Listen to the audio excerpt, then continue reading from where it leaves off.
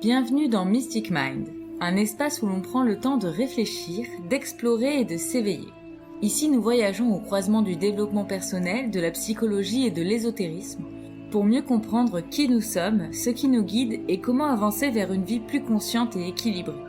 Chaque épisode est une invitation à plonger dans des thèmes profonds, les mécanismes de notre esprit, les symboles qui traversent les traditions et les outils concrets qui peuvent transformer notre quotidien. Que vous soyez en quête de sens, de clarté intérieure ou simplement curieux d'élargir vos horizons, ce podcast est une parenthèse qui nourrit l'âme et l'esprit. Alors installez-vous confortablement, ici on partage avec bienveillance, le voyage intérieur commence maintenant. Bienvenue dans ce nouvel épisode. Aujourd'hui nous allons explorer un sujet essentiel, sensible, parfois dérangeant, mais toujours libérateur. Comment nos expériences d'enfance façonnent l'adulte que nous sommes aujourd'hui. L'enfance, ce n'est pas seulement une période de la vie. C'est une matrice, un terrain fertile où se construisent nos perceptions, nos croyances, nos façons d'aimer, notre manière de nous protéger. Même quand on pense avoir tout dépassé, certaines réactions, certaines peurs, certains comportements automatiques continuent de porter la marque de ce que nous avons vécu enfant. Comprendre cela, ce n'est pas se replonger dans le passé pour souffrir à nouveau, ni accuser. C'est au contraire une manière de reprendre notre pouvoir, d'élever notre conscience et de transformer notre présent. Parce qu'on ne peut pas changer ce qu'on a vécu, mais on peut changer ce qu'on en fait. Et c'est exactement ce qu'on va faire ensemble aujourd'hui. Les premières années de vie posent les fondations de notre personnalité d'adulte. Avant même d'avoir des mots, l'enfant enregistre des sensations, des atmosphères, des attitudes. Il mémorise la manière dont on répond à ses besoins, dont on le regarde, dont on le touche et dont on lui parle. Ces premières interactions créent un schéma profond, une manière d'interpréter le monde. Est-il sûr ou menaçant ? Suis-je aimé ou toléré ? Ai-je le droit d'exister ou dois-je me faire petit ? Ces messages, souvent non-verbaux, deviennent les briques de notre identité future. Ils influencent notre confiance, notre autonomie, notre manière de percevoir les autres, nos stratégies pour être aimé ou protégé. L'enfant intègre tout, même ce qui n'est pas dit. Et ce que l'enfant intègre devient souvent ce que l'adulte reproduit jusqu'à ce qu'il en prenne conscience. L'enfant ne comprend pas le monde, il l'interprète. Et son interprétation n'est pas rationnelle, elle est émotionnelle. Son cerveau, encore immature, n'a pas la capacité d'analyser les intentions des adultes. Alors il fait ce qu'il peut. Il transforme des ressentis en croyances. Si un parent est distant ou absorbé par ses problèmes, l'enfant conclut « je ne suis pas important ». Si un parent se met en colère, il pense « j'ai fait quelque chose de mal ». Et si un parent est instable, il croit « je dois surveiller tout pour rester en sécurité ». Ces conclusions deviennent des programmes internes qui guident ensuite nos réactions d'adultes. C'est ainsi que naissent les croyances du type « je dois mériter l'amour, je dois être parfait, je dois me débrouiller seul, je dois tout contrôler ». Ces croyances ne sont pas conscientes.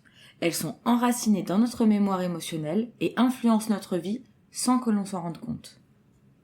Certaines blessures de l'enfance reviennent régulièrement chez l'adulte car elles répondent à des besoins fondamentaux non comblés. Il ne s'agit pas d'accuser qui que ce soit, il s'agit de reconnaître ce qui s'est imprimé en nous. La blessure du rejet crée une hypersensibilité aux signes de désintérêt. L'abandon génère la peur d'être laissé, même quand tout va bien. La trahison, elle, installe la méfiance et la difficulté à lâcher prise. L'humiliation inscrit la honte et la peur d'être vu dans sa vulnérabilité. Et l'injustice pousse au perfectionnisme et à l'autodiscipline excessive. Chaque blessure développe ses propres protections. Contrôle, retrait, séduction, performance, froideur, dépendance. Mais derrière chaque mécanisme se cache la même chose. Un besoin d'amour, de sécurité et de reconnaissance. Comprendre ces blessures, c'est déjà commencer à se libérer de leur influence. Contrairement à ce que l'on croit, l'enfant que nous étions n'existe pas uniquement dans le passé. Il vit encore en nous, sous forme d'émotions, de réactions spontanées, de peurs irraisonnées ou de besoins profonds. Quand tu te sens rejeté trop vite, c'est ton enfant intérieur. Quand tu ressens de la panique quand quelqu'un s'éloigne, c'est lui également. Quand tu perds tes moyens devant une autorité, c'est lui. Et quand tu ris, quand tu rêves, que tu crées, c'est encore lui. L'enfant intérieur n'est pas un concept spirituel, c'est une réalité psychologique. Et tant qu'il n'est pas reconnu, entendu et soutenu, il continue d'agir en coulisses et de guider nos comportements. Le rôle de l'adulte n'est pas d'étouffer cet enfant, mais de le prendre par la main et de lui offrir ce qu'il n'a pas reçu. Si tu le peux, ferme les yeux quelques instants. Imagine-toi enfant, visualise ton visage, ton regard, ton tout petit corps. Que ressent cet enfant ? Avait-il peur ? Avait-il besoin d'être rassuré ? Avait-il besoin d'être vu, entendu, compris ? Ne cherche pas des explications. Accueille simplement ce qui vient. Ressens ce lien entre cet enfant et toi aujourd'hui. Ce que tu ressens n'est pas une nostalgie, c'est une mémoire vivante. Et cet enfant n'attend pas une réparation, il attend une présence. Nos schémas affectifs sont souvent des répétitions de notre expérience d'enfance. Si l'amour a été conditionnel, on cherche des partenaires qui confirment ce schéma. Si on a dû être fort trop tôt, on attire des personnes fragiles pour continuer à sauver. Si on a manqué de sécurité, on devient dépendant ou contrôlant. Et si on a grandi dans le chaos, on confond intensité et amour. Les relations deviennent alors des théâtres où se rejouent des scénarios inconscients. Non pas pour piéger, mais pour permettre de voir ce qui reste à guérir. L'amour adulte devient un chemin de conscience qui révèle nos zones encore blessées. Et c'est en les observant sans jugement qu'on peut reprendre le contrôle de nos manières d'aimer. Grandir, ce n'est pas seulement vieillir. C'est apprendre à devenir le parent intérieur dont l'enfant, en nous, a manqué. Ce parent, c'est celui qui dit « Je suis avec toi. Tu as le droit d'avoir peur. Je vais te protéger. Tu n'as plus besoin de mériter l'amour. » Ce parent intérieur, c'est une partie mature, stable, lucide, capable de faire ce que nos propres parents n'ont pas su ou pu faire. Quand il se renforce, nos réactions émotionnelles changent. On ne cherche plus désespérément l'approbation. On ne fuit plus le conflit par peur d'être abandonné. On ne se trahit plus pour être aimé. Ferme les yeux à nouveau. Visualise ton enfant intérieur. Puis, visualise ton adulte aujourd'hui. Mets-les face à face.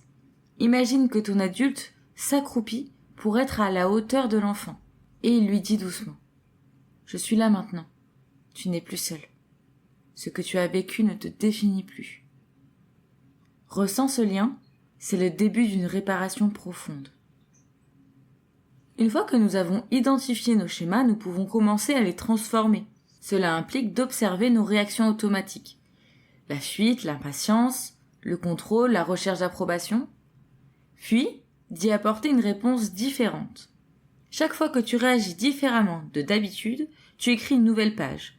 Petit à petit, les schémas anciens se dissolvent. La guérison ne passe pas par la volonté, mais par la répétition d'actes conscients. Tu n'effaces pas ton passé, tu le transcendes. L'adulte que tu es aujourd'hui a une force immense. La capacité de te reconstruire, de t'apaiser et de t'aimer autrement. Tu peux cultiver la sécurité, l'estime, la confiance que tu n'as pas reçue. Tu peux établir les limites que personne ne t'a apprises. Et tu peux développer la douceur que tu n'as pas vue. La guérison ne dépend plus de ton histoire, elle dépend de ton engagement envers toi-même. Tu deviens ton propre refuge et ce pouvoir change tout. La guérison n'est pas un état parfait, c'est un mouvement subtil. On reconnaît qu'on avance quand on réagit moins par impulsion, quand on prend soin de soi sans culpabiliser, quand on voit ses parents avec plus de nuances, quand on ose dire non sans trembler, et quand on ressent de la tendresse pour l'enfant qu'on a été. Ces signes de guérison sont répartis dans la vie quotidienne et montrent qu'une transformation profonde est en cours. Elle n'est pas spectaculaire, mais stable. Elle n'est pas bruyante, mais elle est durable. Ce que tu as vécu ne disparaît pas, mais il change de sens. Ce qui t'a blessé devient ce qui te rend sensible. Ce qui t'a manqué devient ce que tu apprends à offrir. Ce qui t'a fragilisé devient ton empathie, ta profondeur et ta conscience.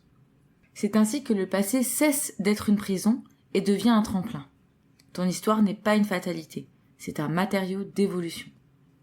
Pour conclure, nos expériences d'enfance nous façonnent, mais elles ne nous condamnent jamais. Elles plantent des graines, mais c'est l'adulte que nous sommes aujourd'hui qui choisit ce qu'il fait pousser. Guérir l'enfant intérieur, ce n'est pas retourner en arrière, c'est intégrer ce qui a été vécu et offrir à cet enfant ce qu'il attendait. La paix commence le jour où l'on cesse de se battre contre son histoire et qu'on décide de marcher avec elle. Merci pour ce moment partagé. Je t'invite, si tu en ressens l'élan, à écrire une lettre à l'enfant que tu as été. Une lettre de reconnaissance, de pardon et de protection. Parce que, en prenant soin de lui, c'est toi que tu répares. Et c'est ainsi que l'adulte retrouve ses racines et se construit un avenir plus doux, plus stable et plus vrai.